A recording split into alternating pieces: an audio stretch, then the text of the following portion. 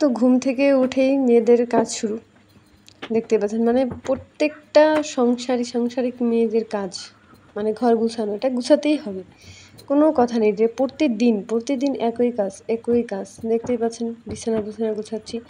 আর মেয়েদের তো মানে সকালে উঠে যে কত কাজ করতে হয় তা একমাত্র মেয়েরাই জানে। ঘুম থেকে ওঠো, ঘর ঝাড় দাও, তারপর বিছানা গুছাও, জামা কাপড় গুছাও, ঘরকে পরিপাটি এভাবে রাখো। এভাবে না রাখলে তো ঘরটা সুন্দর দেখে না। আর মেয়েদের জন্যই তো ঘরগুলো এত সুন্দর হয় বা সাজানো গুছানো থাকে। তো সকাল প্রত্যেক দিনের মতো আজকেও আমার সকাল হওয়ার সাথে সাথেই বিছানাটা গুছিয়ে নিচ্ছি। কারণ বিছানা না গুছালে মনে হয় কি যে কোনো কাজ বাস মানে হচ্ছেই না ঠিকঠাক মতো। তো প্রত্যেকের সংসারের মেয়েদের তো কোনো কথা নেই, কাজ তো করতেই হবে। আর এই কাজগুলো যার নিজেরটা নিজেরই করা উচিত।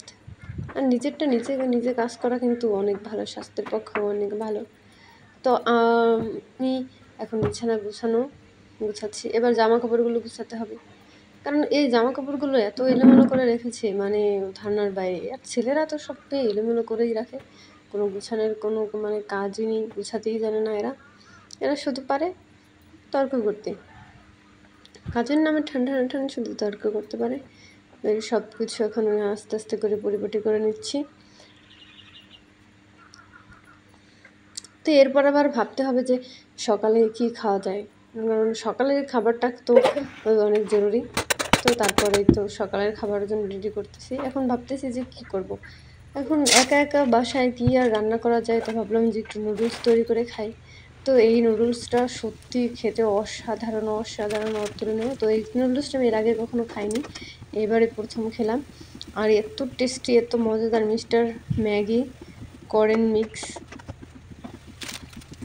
তো এই নুডলসটা অবশ্যই আপনারা কিনে খাবেন। তো রান্না করা কিন্তু খুবই সহজ। নুডলস রান্না করতে আর কি লাগে, একটু জলটা ফুটে উঠলে এর মধ্যে নুডলস ঢেলে দিয়ে তারপর মশলাটা দিয়ে দিলেই রেডি নুডলস রান্না।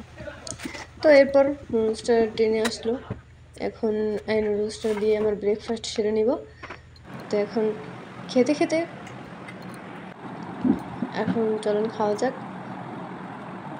তো সকালে তো কত ধরনের নাস্তায় তৈরি করে খাওয়া যেতে পারে, কিন্তু আমার আজকে আর ইচ্ছেই করছে না কিছু করতে, তার জন্য নুডলস বানিয়ে খেলাম। তো আপনারা কে কী খেলেন সকালের ব্রেকফাস্টে অবশ্যই কমেন্ট বক্সে জানাবেন। তো নুডলসটা খেতে এত অসাধারণ আর এত স্পাইসি যে কি বলবো। স্পাইসির কারণে নুডলসটা তো খেতে টেস্টি লাগে। আপনারা অবশ্যই নুডলসটা একবার হলেও বাড়িতে বসে ট্রাই করবেন। আর আপনারা তারপর সকালের খাবার শেষ, এখন দুপুরের চিন্তা, দুপুরে কী রান্না করা যাবে। তারপর দুপুরের জন্য রান্না করলাম ডিম আর ডাল। তো এদিকে বিকাল হয়ে গেল, দেখলাম যে বিকালে ঝড়ের জন্য এখানে বাতাস বইছে। তো আজকের ভিডিওটা এ পর্যন্তই। আশা করি আমার ভিডিওটি ভালো লেগেছে। আর এরকম ভিডিও পেতে আমার চ্যানেলের সাথে থাকুন, আমার চ্যানেলটি সাবস্ক্রাইব করুন।